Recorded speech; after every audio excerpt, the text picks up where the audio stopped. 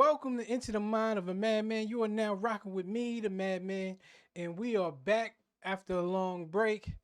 This one I'm just here to talk about different topics that I've been seeing.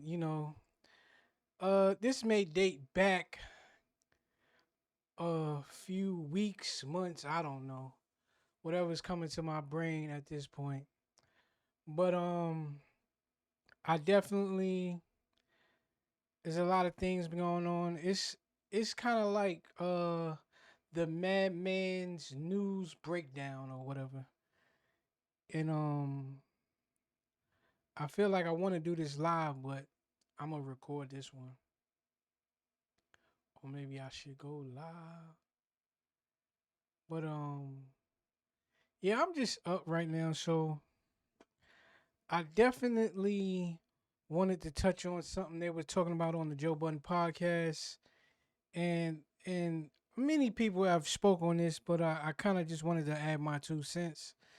And the topic is, can somebody be pro black if they date outside of the black race?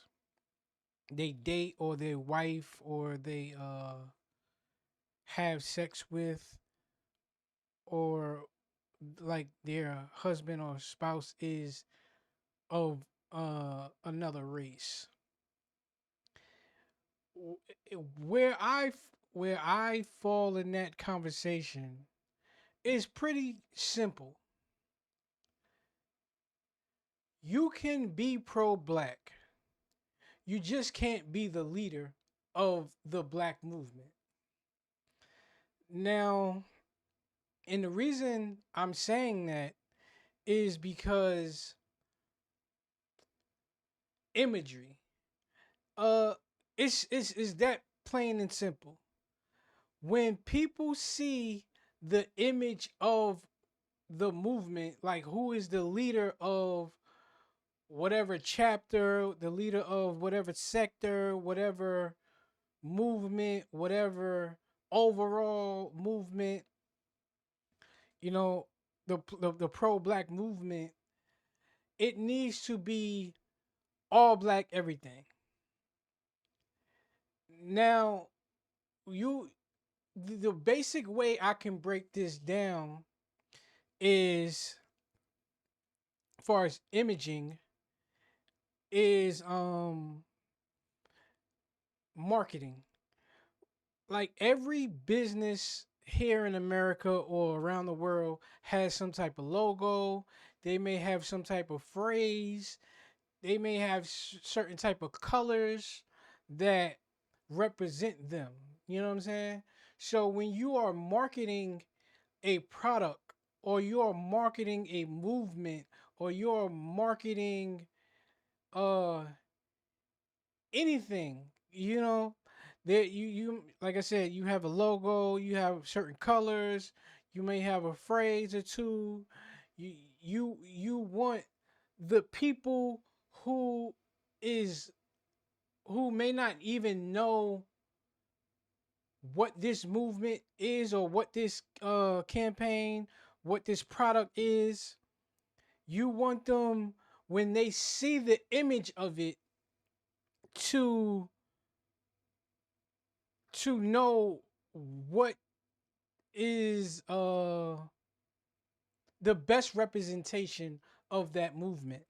So simple and plain, for me, it's not this is not really a long conversation, and it's not to get in the ins and outs of what people do or what's actually pro black or not.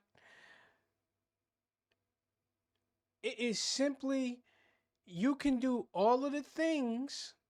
You can support black, buy black, hire black, do whatever the image of the black movement needs. You can all Anybody can do. I personally welcome any other race of people who wants to help out in the betterment of the black race around the world. You know what I'm saying? The black skin around the world.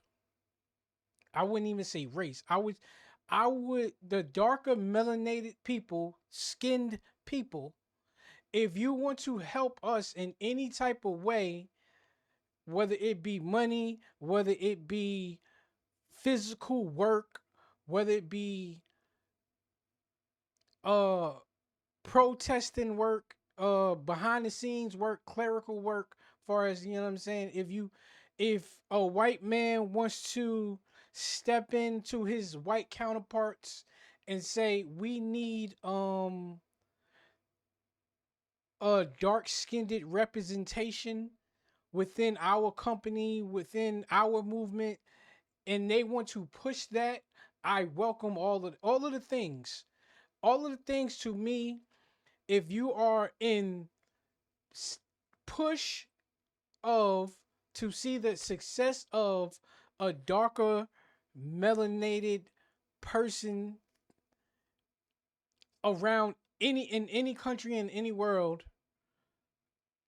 here we say black, you know, and here we say black, and I know all of the, if you say you're a color, the colors is not a real thing, and like I know all of the speeches. I'm just saying, forget all of that. If you with us and you want to move the culture, the like I said, whether it's culturally you want to join in, if it's non-cultural and you just want to help in any way, you can be pro-black. You just can't be the leader. You can't be the image of the movement. That is just that simple and plain for me. Um, outside of that, that was one topic I wanted to get off.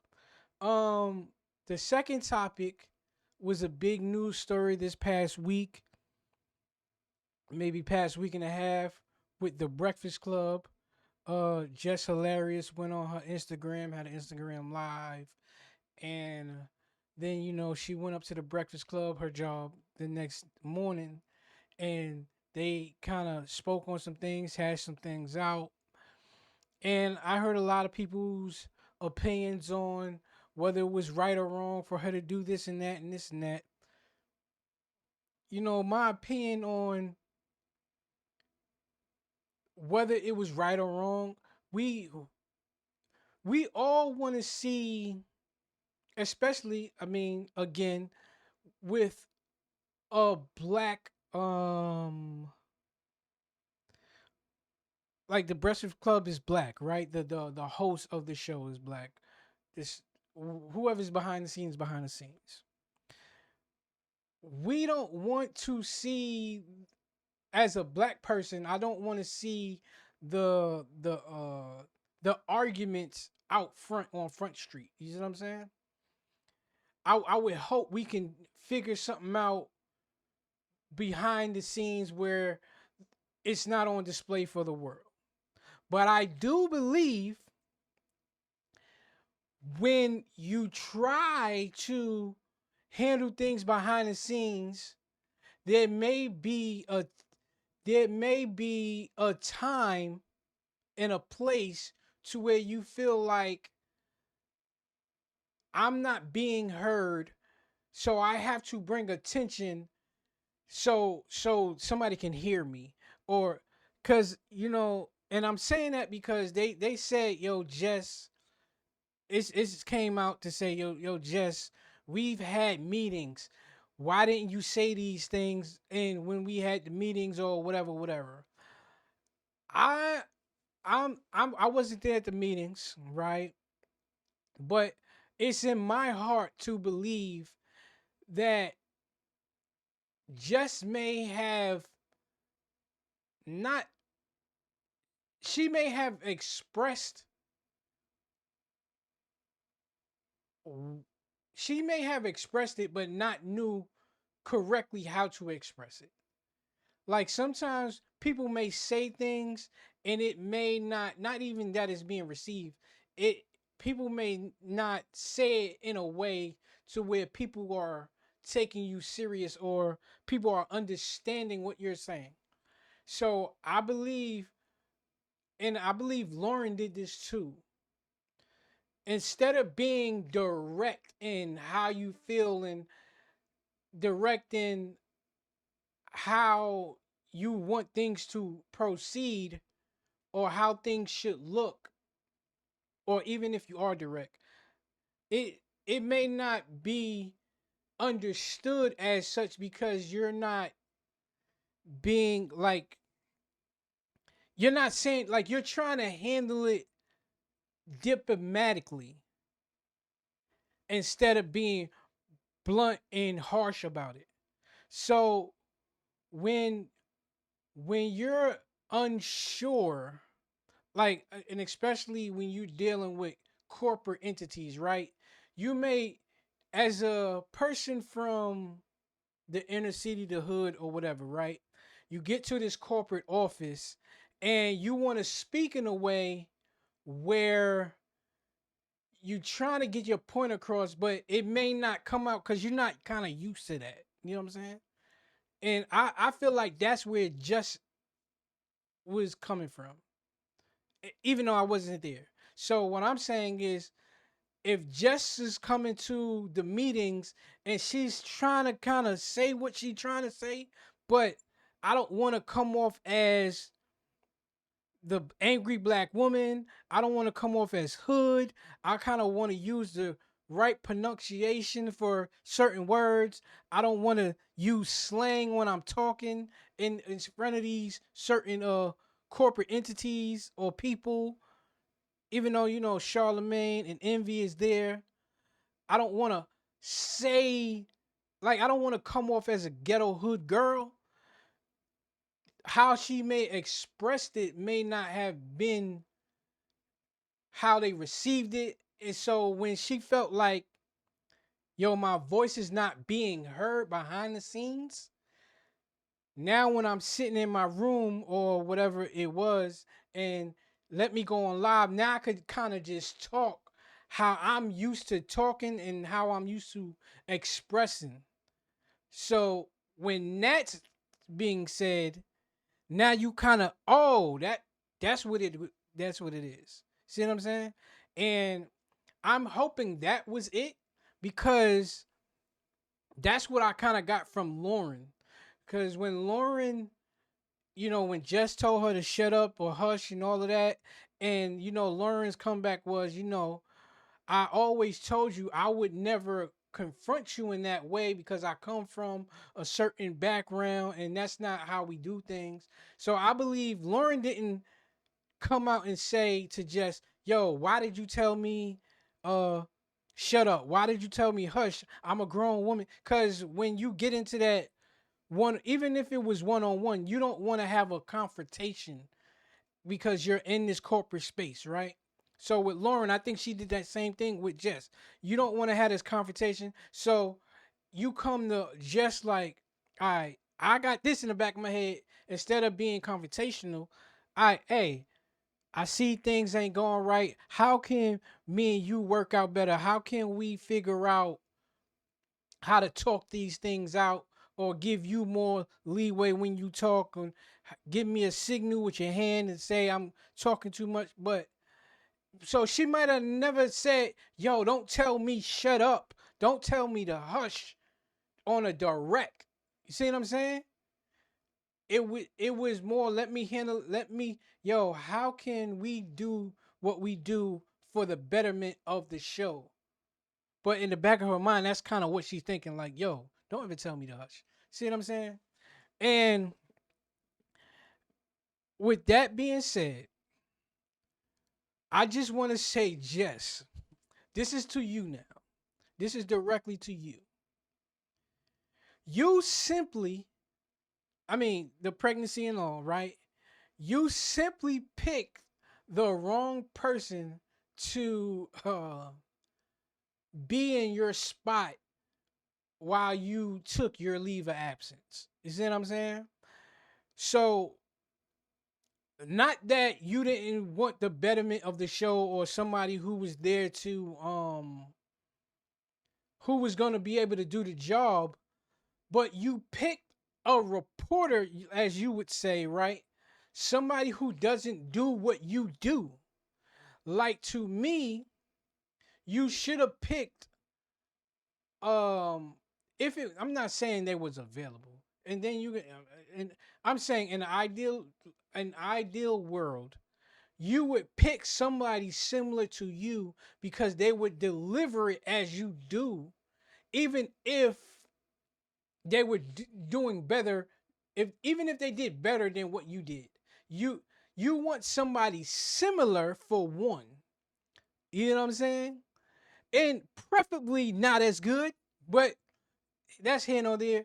But you want, if you can't replace a comedian with a reporter who's gonna go look for the story and find real sources and whatever. Like you to me, right? Both of y'all are necessary, right? Because y'all come from two different perspectives.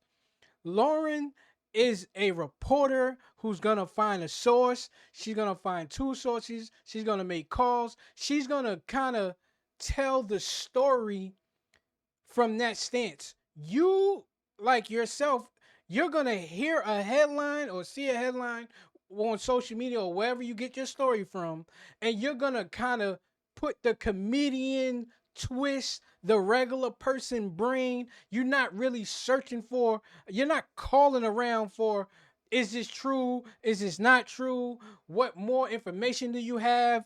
What, like, that's not your bag. So your choice in person was totally wrong, right? For one. For two,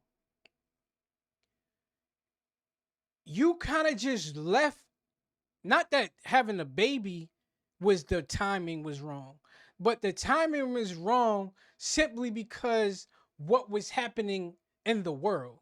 You left around election time where a reporter who's was going to report the election a certain way. So, yes they do yes they do breaking news or whatever the segment with the news segment. I can't think of it right now.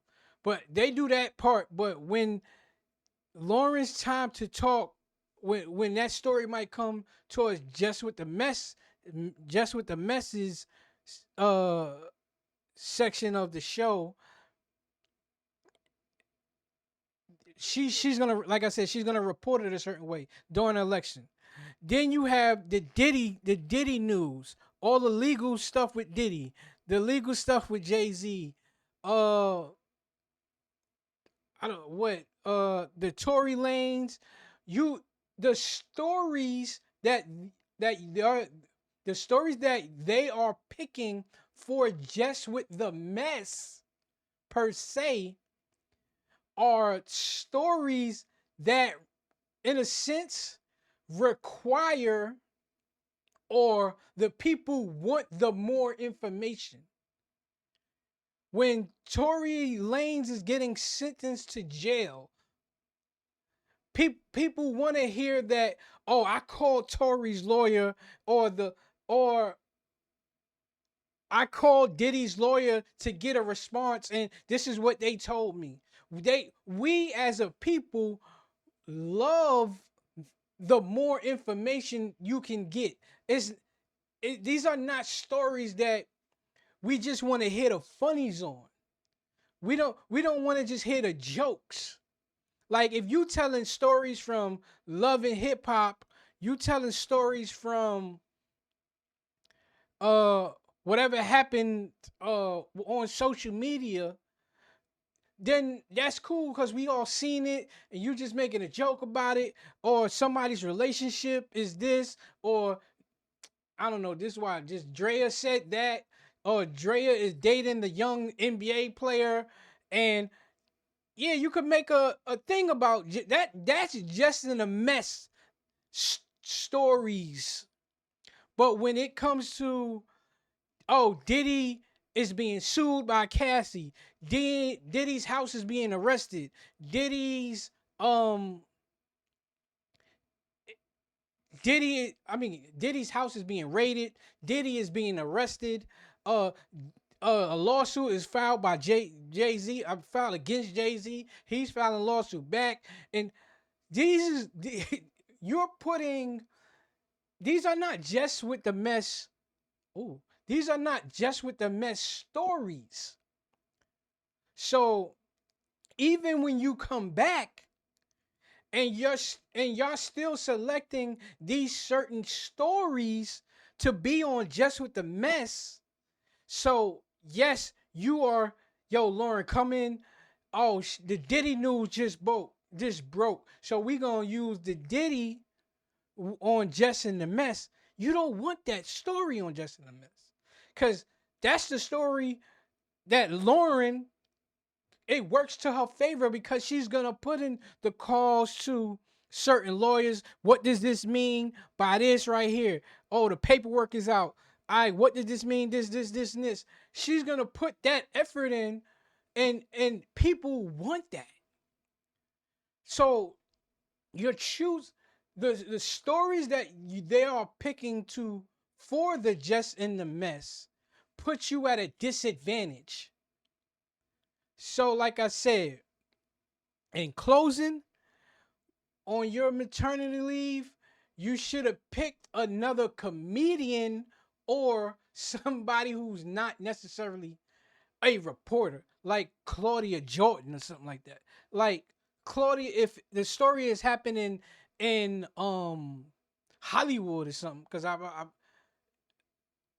then obviously Claudia might say, you know what, I may know this particular person, I may know a person next to the person, I could probably get some, but she's probably not gonna do that. But a Lauren Rosa who's coming from TMZ, who's coming from a certain structure, who's coming from a certain like I said, TMZ is a source based uh I want to, because TMZ is a website and it's a TV show and whatever. So a media platform, a source based media platform. She's trained to get the more sources, to get comments from certain teams that's involved in the story.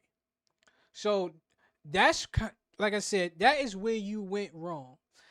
You pick wrong, and then they're applying these stories that aren't just in the mess.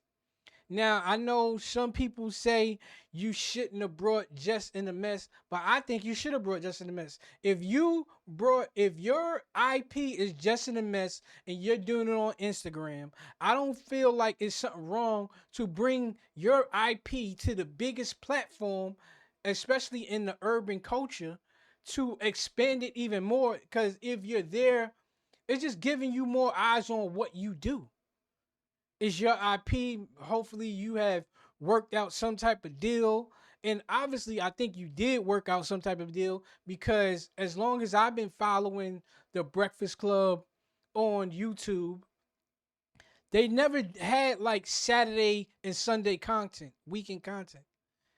Now that I see they're doing just giving your advice, and all of that comes on Saturdays and Sundays. So to me, there must have been some type of deal you have in place to, yes, even though my segment might not make it on the main show in a particular week or whatever, or maybe it does. I don't know. I don't listen to the Breakfast Club consistently every day. So maybe it does come on, and then they also put it on YouTube on Saturdays and Sundays, or like I feel like maybe it doesn't, and then they just still put it on their YouTube platform, and you still get that exposure. Because I know a lot of y'all interviews, y'all stay later and y'all do certain things, so that's kind of where my mind frame comes in, just because I don't watch the Breakfast Club daily like that, to know that this actually aired on the show. You know what I'm saying? So I know a lot of y'all. Yeah, I know the Breakfast Club it just became big because of the long form interviews, and I know them interviews are not like that on the show. I know they kind of slice them up, and then they'll put the full interview later.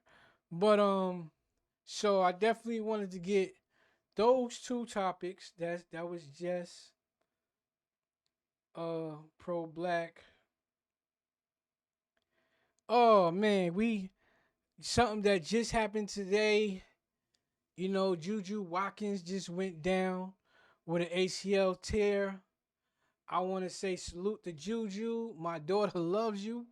I mean, my daughter's name is Justice, so they call her Juju at her school, and I put her on to you.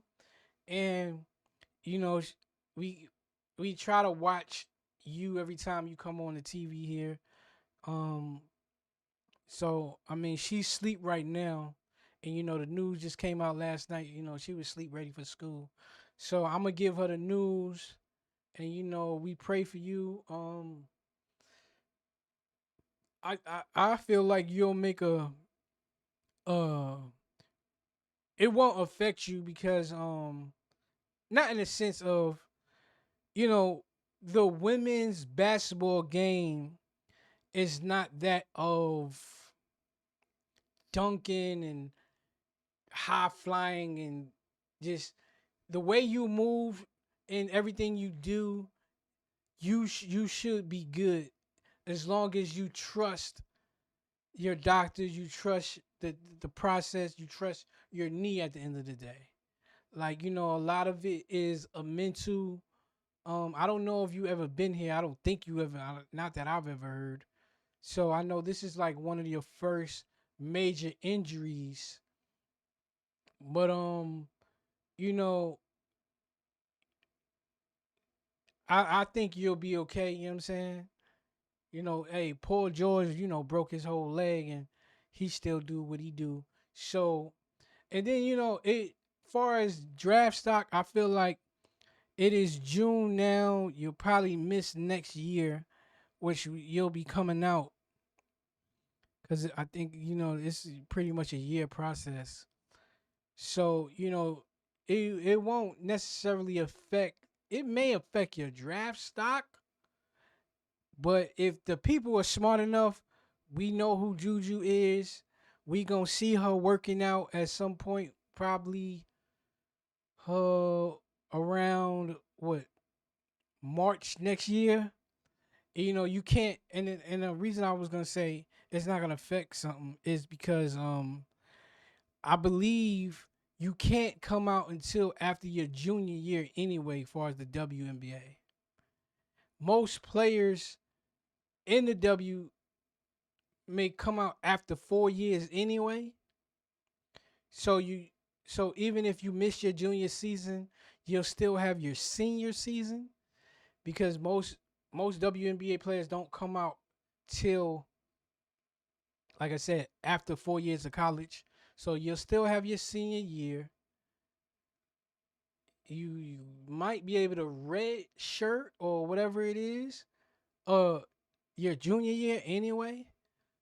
But even if you decide to come out after your junior year, I'm pretty sure you'll be working out by March. You'll probably be working out. It's no, it is March now. So March, April. Yeah, I mean you be working out probably by December.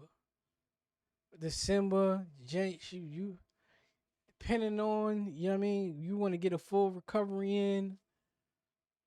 Depending on how your team does, you might be back by March Madness next year, and depending on how your team and how you looking, how you working out, you probably be right in line for March Madness next year.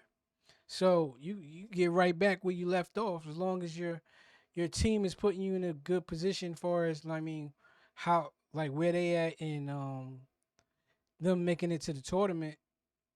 So you come right back and right in time for March Madness next year in your junior season, make a nice little run, see that you're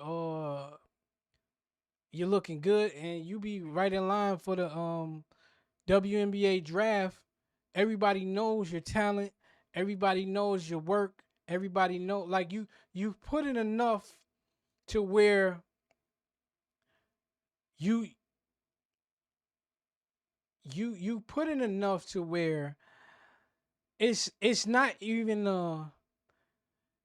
I don't think it would even be an option to where if you showed you were healthy and you made a nice little run in March Madness, they would be like, you still wouldn't be the number one pick, is all I'm saying. You see what I'm saying? Like Kenyon Martin broke his leg. He still went number one. I remember Kenyon Martin breaking his leg, and I'm really thinking of Kenyon Martin because I see him pretty much every day on Gil's Arena. So Kenyon Martin broke his leg, and he still went number one overall. So Juju, I you gonna be okay in my book. You gonna be okay. You're not gonna lose draft stock. You're not like right now. You really just lost out on playing for the national championship for this year. I think you'll still be, like I said, you'll still be in line to play March Madness next year, long as everything goes good. Obviously, no setbacks or whatever. Prayers and all that. Not knock on wood. This ain't wood, but I got wood over here. Knock on wood on that. But salute to Juju. Moving on from Juju, we got Bronny James. You know, last night he dropped a career high in the G League, 39 points. Um, I'm really speaking on him just because you know a lot of people are. I mean, what I what I tend to pick up with this whole Bronny James thing is I simply believe everybody just has resentment toward LeBron. From what I gather, everybody who feels a way about Bronny James is simply people who believe Bronny is only playing basketball in itself just because his dad is making him. They believe that Bronny playing basketball, like on a not even a professional level, just to wanting to be a professional, not like Bronny, like outside of recreational playing of the basketball of the game. Like he's playing because LeBron forced him, his dad forced him to play because he wanted to play with his son. They have, I mean, they feel like if it was up to Bronny, he wouldn't play professional basketball at all. He wouldn't play basketball as not a a competition sport. And that to me is what I gather from all the LeBron haters. All the Bronny haters. Not LeBron. All the Bronny haters. It is not even Bronny hate. It's LeBron hate. And I'm saying hate for a reason. Because when your mindset is that of this, it's not even the mind, like when your mindset is this boy, this male, this man, and I'm saying from a kid. I'm saying from a kid. That's why I say boy. I'm talking about young Bronny, 9 years old. I'm not calling him a boy as a grown man right now. I'm talking about a 9-year-old boy who played basketball to a male right? A teenager, a male, because he's not a man yet, even though, puberty is what it is. But I'm just saying, a teenager in high school or whatever, to a man, college, professional, on the Lakers in the G League, a man now. From He hasn't simply made up his mind to say, even if he is saying, yo, I see my dad playing this sport, doing this as a profession. I want to do what my dad did. I want to be like my dad. Y'all don't even think he can say, I want to be like my dad. That's why I'm playing. Y'all, or he could say, yo, I see my dad playing this game, and I watched the game on TV, and I picked up the ball and I love it. Yes, my dad is LeBron James, but I actually just love the game. So even if he didn't play, I feel like me playing the game, like all of us, like me, my dad is not a professional basketball player. I don't remember, I don't have any memories of my dad putting the ball in my hand, or I don't have any experiences of my dad going out to the park with me and saying, you have to play basketball. You see what I'm saying? So I'm saying that to say, me and many others like me on the YouTube and my friends and whatever, we all picked up the game of basketball and just like to play the game of basketball. Y'all saying that ain't even happened. Like, forget that LeBron is his dad. I'm saying it's no way he could have just picked up the game of basketball, seen it on TV, went outside, whatever was at school, they was playing it on the playground. He picked up the game and loved it himself. So all of these things just couldn't have happened. And it just simply had to be LeBron forced him to play, and that's the reason why he's playing. He really want to play video games. That's why I'm calling it hate. Y'all hate LeBron. So, and we're gonna get to Stephen A in a second. I just thought about it. We're gonna get to Stephen A and Bronny. But what I'm saying is, y'all hate this man so much that y'all just can't even fathom that that Bronny James, because his name is LeBron technically, but Bronny James just couldn't in the world just want to do this himself. Man, listen, y'all got to get over that. He is a man now. He's doing his thing. 39 points in the G League last night. He had 17 the other day.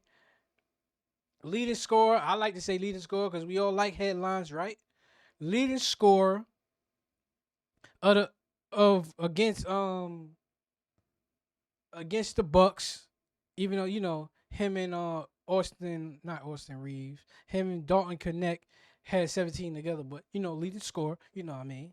Bronny leading scorer, Lakers in a loss, whatever. 39 last night. Salute to you, Bronny. You got a fan in me. You got a supporter in me. All of that. Now let's get to Stephen A. Gotta talk about Stephen A. off the LeBronny love. Why I keep saying LeBronny? I don't know why. Cause it is LeBronny. You know what I mean? You know what? It's LeBron and Bronny. It's LeBronny, yo. Listen, but off the Bronny love, we gotta talk about Stephen A. Stephen A. Support you from back in the day. I mean, you the man to me. I'm gonna say really I'm talking about as a black reporter, as somebody I looked up to, as somebody who inspired from a kid. watching you back in the days as what is it, 76ers beat writer, reporter, all of that. You are number two to me as a black man in the sports world. I'm saying in the sports reporter type of world after um why I just lost his name, yo. Stuart Scott. To me, it was Stuart Scott one, and then Stephen A two, and we salute to Stuart Scott. Rest in peace. You know, we all know what Stuart Scott did for sports reporting, taking hip hop, integrating it, Sports Center. So he to me made me want to enter broadcasting in that way. And Stuart Scott is a legend beyond whatever, right? All of the things. Next is Stephen A. Smith. Like I said, the Sixers. I remember as a kid growing up, all of that. So all context, I'm a supporter, lover of Stephen A. Now, what I want to say with this LeBron and Stephen A thing, even though it's kind of like a week old, whatever. This is all I want to get to with Stephen A. LeBron did what he did. Stephen A said what he said. Stephen A, I know you addressed it on Gil's Arena, and I was happy to hear that. And the point that you addressed that I want to address is, Bronny, second round pick, 55th pick. Yes, he can be criticized. However, the criticism needs to come at an appropriate time. We give leeway to not even second round picks, draft picks. We don't call them buses after the first year. We don't call them out for not performing to the level after their first year, within their first year, their rookie year, or their second year. We usually give them to third, fourth year to really evaluate how they really gonna work out. Some a little more depending on certain injuries, certain team placement, whatever, coaching staff, whatever. So all of that, like I said, you did address it. You did address it. You said Rich Paul talked to you, all of this, and you kind of you understood. Yeah, cool. Now, what I hate how you addressed is the fact that you did, even though, like, yes, LeBron said, yo, keep my name, keep my son name, stop talking about my son, all of that. You did talk about his son. I don't know why you don't kind of understand that. You used you talked about LeBron, yes. Far as, yo, take your son, stop this. He's only scoring, he's averaging point zero this. Point, I mean, yeah, 0 point this, 0 point that, and then rebound, 0 point this. I'm not here to say the numbers. I know the numbers, whatever. I don't care that Sports Center blasted the numbers. I don't care that this person was saying the numbers. This person was saying the numbers. You could have added context to the story. You, pardon me. You could have added context to, if the whole world was saying, yo, Bronny doesn't fit right now. He's only averaging 0 point this, 0 point that, 0 point this. You could have came on your podcast, you could have came on your show, First Take, and said, hey man, I hear all the noise about what everybody else talking about, but hey, give this kid some grace. He's a 55th pick. Yes, he was put in a bad spot last night. Yo, yeah, I see he's only averaging this, but listen, he's getting in at the end of the games. He's only getting in at the with his a blowout in either direction. He's getting the last 2 minutes. He might have played one time 5 minutes. He's not getting these consistent minutes to where this average is a real number based on how he is. We do see him when he gets the minutes at this particular point where they played Philly and he did get in the first quarter. Yo, we do see him in a G League. He's when he's getting consistent minutes and he's getting like kind of plays ran for him and getting the leeway to shoot or kind of move how a player may move. Like, hey, here's the ball. Hey, do your thing. We see him averaging 17 in the G League. So these numbers that's 0 point this and 0 point that rebounds and 0 point this assist don't we can't gauge him just because he gets in the last 30 seconds of a game, the last minute of a game, the last 2 minutes of a game, and 17 games.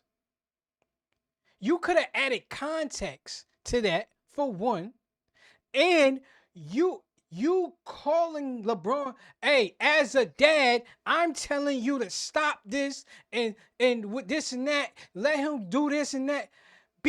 You're saying as a dad, stop this because he is only doing this. So you are still talking about Bronny.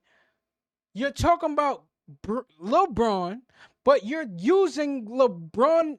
You're using Bronny's numbers to to add a fact to get at LeBron about. I'm not gonna say about his parenting, because I understand the context. See, I still give you leeway. I understand what you were saying, and I understand LeBron.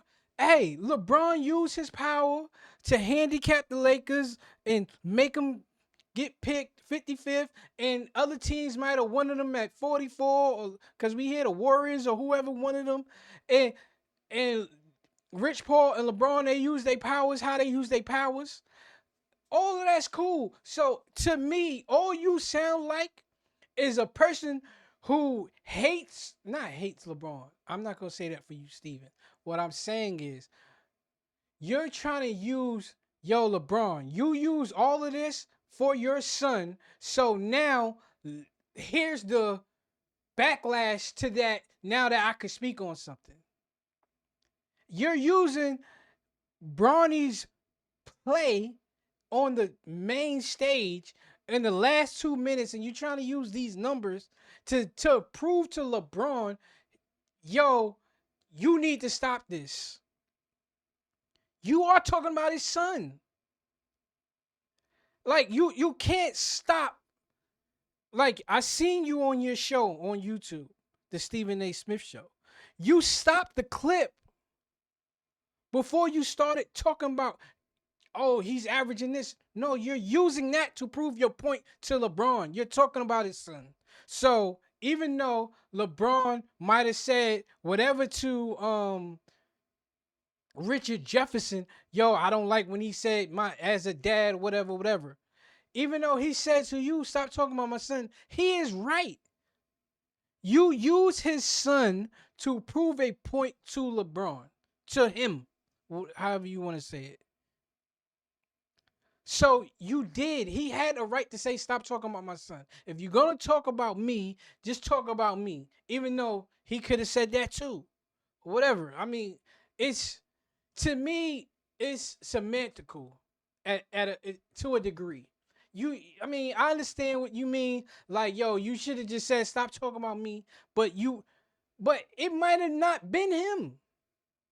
It might have not been him. He probably don't care if you talking about me, but don't use my son to prove your point to me. And that's, like I said, that's off the love for Stephen A. I hated that you stopped the clip that short and you keep addressing it like you didn't use Bronny and his numbers to prove your point that what LeBron did for Bronny is in his control and should be stopped by him at the same time. And all of that, I was wrong, and I don't care about none of that. I mean, like I said,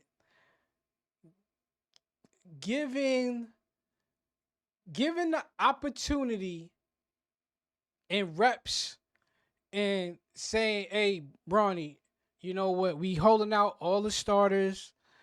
Everybody's not playing. You just go out there, have fun, shoot when you shoot, pass when you want to pass, like run the offense, be in control of the game, be in the flow of the game, do what you do." He come out with 17 on what is it, 7 to 10 shooting from the field, 2 or 4 from the floor, what 5 rebounds, 3 assists, 1 block, whatever, 1 steal, whatever it was.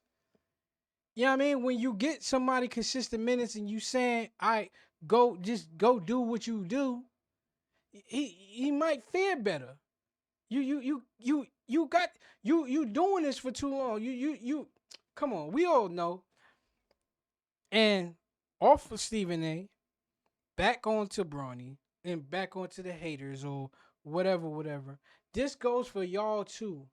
Y'all y'all gotta look at y'all just gotta stop.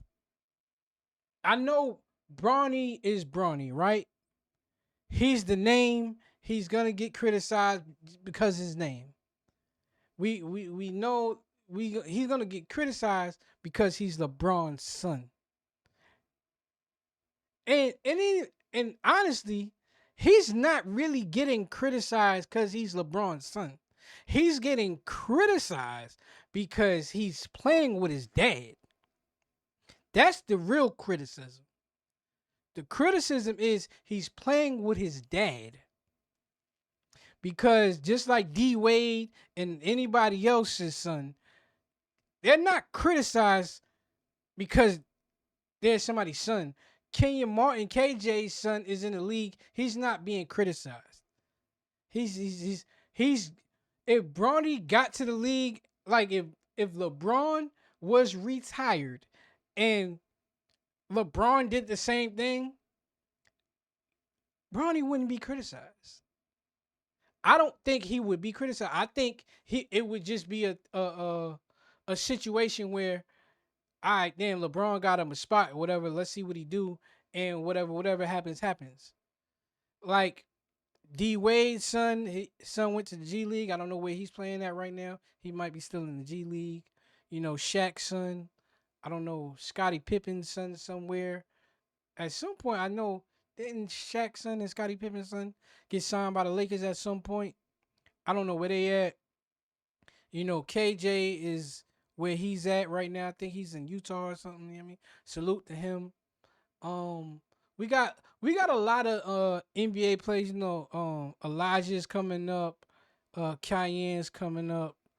The Boozer twins is coming up. Matt Barnes and his boys is coming up. I don't think they twins. I don't. I'm pardon me, but I know the Boozer boys. I think the Boozer boys are twins. I don't know if Matt Barnes and them is twins, but his boys. It's a lot of people coming right now. It's a lot of former NBA players' kids coming to the league. Like they in the process right now. High school, college, whatever. You know, Dewan Wagner, DJ, he just won. Salute to him in Arkansas. They go on the Sweet 16. So I'm on the lookout. I'm on the lookout. I don't think, like I said, I think though scrutiny more so comes from LeBron is still in the league, and with him pulling these strings while still being in the league, you know, that's just me. Um, what else is out here? You know, I watch a lot of Joe Button podcasts. Everybody knows this. Uh, a lot of my I'm the reason why I speak to the Joe Button podcast often is solely because I'm not on social media like that. Like I see what I see. Like I'm on social media, but I don't follow many people on Twitter. I don't really interact with a lot of people on Instagram or whatever. So my news and what I hear comes from podcasts. The Joe Button podcast, New Rory and Maul, the 5150 with Corey Holcomb. You know, it's certain Gills Arena. Like if it don't really come up on these particular podcasts, I don't really know about them. So when you hear me speak to things on my little show, I'm really coming from the frame of whatever information they're giving me. So I'm giving them credit from to this is where I heard where I heard it. You know what I'm saying? Uh, I'm not really here to, I'm not, and I'm saying this because I'm not here to critique people's opinions or necessarily combat what they're saying. And I'm saying this because it goes back to my first topic. I don't want to be known. I mean, for me, I don't want to be known as like a Joe Button podcast critiquer. You see what I'm saying? There's a lot of those platforms out there. Salute to them. I listen to the spaces on Sundays or whatever. Like I listen to the spaces Sunday night when I go to work. I don't. I'm not really in there when they do it live or whatever. And it might have been another thing that happened on the Joe Button podcast that I wanted to speak to, but I don't really remember right now what they was talking about. Like I said, I don't, I may speak often about the Joe Button podcast. It's just, like I said, it's just where I get my news from. To be honest with you, so that'll be like where the topics is coming from. So it's always about credit given and kind of their take because that's where I'm hearing it from. That's where the so I would just give my opinion on it. But it was something they were talking about that I this is what I wanted to talk to.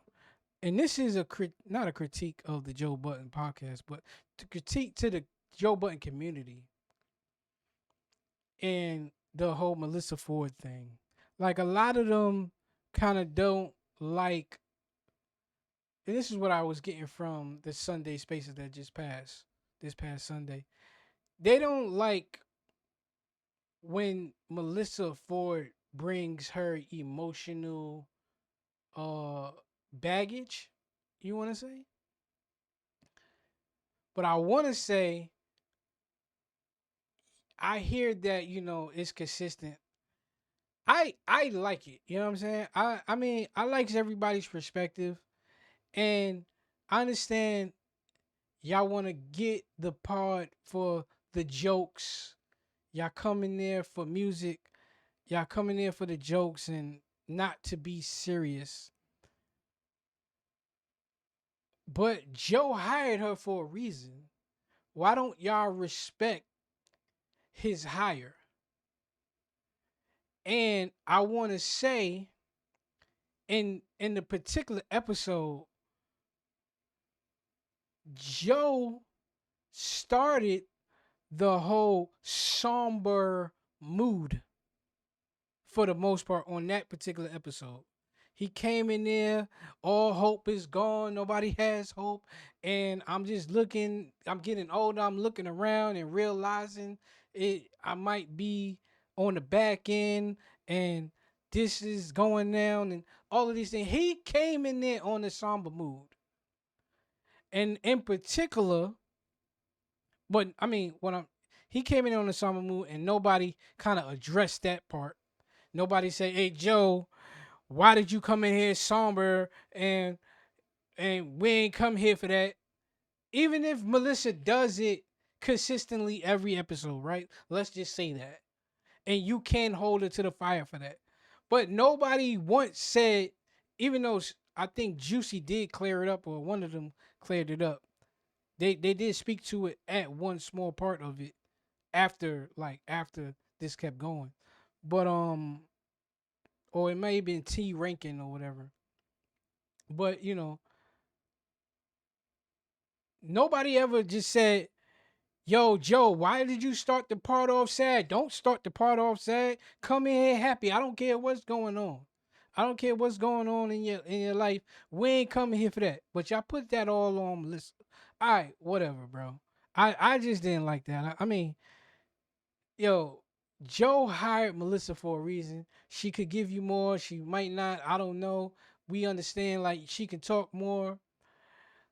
Whatever. Everybody has their critique of whoever, but I just I just didn't understand how none of that came to Joe in that particular, and like I said, in this particular space. I didn't understand when, if we talking about the shows for the week, and we're talking about how Melissa reacted to Flip when it came to the maid situation. And then somebody did say, I think T Rankin did say, and it's like everybody missed the fact that Flip made her talk about it. It was Flip who made the joke to Joe. And then the conversation went, right? Flip looked at Melissa because that's what he does, right? He noticed her facial expression changed. Or he noticed a shift in her attitude, all of that, right? It say, "Hey, Melissa, what did Joe say that made you do this face, or why did you do the face, or whatever, whatever?" She said, "Nah, don't even worry about it. Move on, move on, move on." Flip pressed the issue to the point where she says it wasn't Joe, it was you. So she did try to bypass it, even though she was in her feelings or whatever, whatever. But Flip, being Flip, pushed her on it and made her address it or whatever, or got the address out. And now, I mean, salute to Flip. Apology right on the spot, even though he might have tried to fight it. "Oh, I wasn't talking to you. It was to Oh, you know what? Yo, Flip, I think it was perfect in the fact, even I think it was even dope that you kind of, the initial was, "Oh, but I made the joke to Joe," and then you kind of even check that and caught yourself in that. Like, I find that whole thing to kind of be being aware. Okay, I see a mood change. Let me address it, even though, like, that's what you do anyway. Like, I'm just saying the sequence of events. I just find it to be very a teachable learning lesson that was very dope. Like, something was said, you seen somebody mood change, you addressed it. You addressed it to the point where it ain't a lingering effect after that, right? Because now, no, talk about it. Express how you feel.